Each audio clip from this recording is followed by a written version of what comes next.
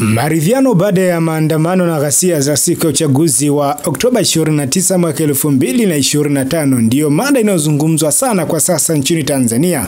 Na sasa Jumuiya ya Madola imemteua aliyekuwa rais wa Malawi Lazarus Chakwera kuongoza maridhiano hayo.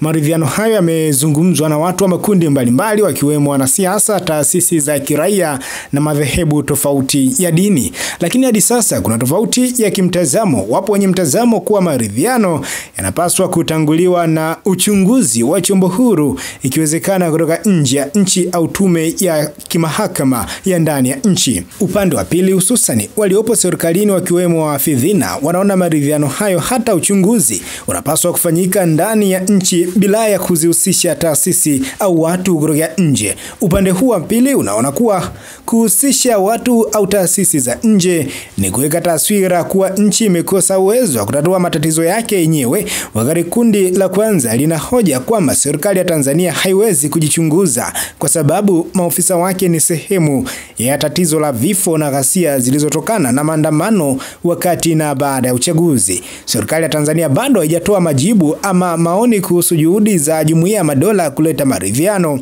Tukingoja hayo, sasa ni muhimu kujikumbusha kuwa baada ya uchaguzi mkuu wa 1995 kutokea machafuko makubwa ya kisiasa Zanzibar kwa sababu ya utata wa matokeo ya uchaguzi, kiasi cha watu kufarakana na hata kuzikana.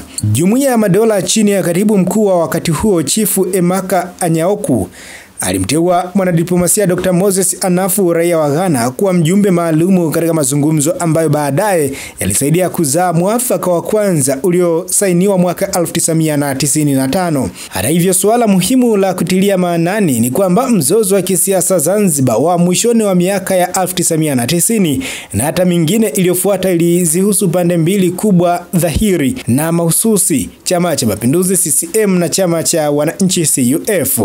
Hali hiyo ya Zanzibar wakati huo ni tofauti kabisa na maridhiano yanayozungumzwa sasa, kwa sababu hakuna makundi mahususi yanayofaa kujadiliana ili kupata suluhu, kwani waliokusanyika barabarani wakati wa wiki ya uchaguzi walihamasishana kupitia mitandao ya kijamii bila kiongozi unayeweza kumuita mezani, hata kama hoja zao ziliwahi kuelezwa na makundi mengine kama vile vyama vya siasa. Mfano, mahitaji ya katiba mpya ya taifa, marekebisho ya mfumo wa uchaguzi, kuhakikisha haki kwa wadau wote, hali ngumu ya maisha, ukosefu wa ajira hususani kwa vijana, na baadhi ya viongozi wa umma kujilimbikizia mali huku walioko wengi wakiwa katika hali ya umaskini mkubwa. Pengine huu ndio wakati wa kuanza kutafakari vyema maridhiano yanayozungumzwa ni kuhusu nini, wanaoridhiana ni akina nani, walikoseana nini, shabaha inayokusudiwa kufikiwa ni ipi? Bwana, hayo ndio maswali muhimu ya kujiuliza kuelekea katika safari hii ya maridhiano kuweza kurejesha hali ya amani katika taifa la Tanzania. Bwana, langu jina ni David Edward kutoka Mbayu Online TV.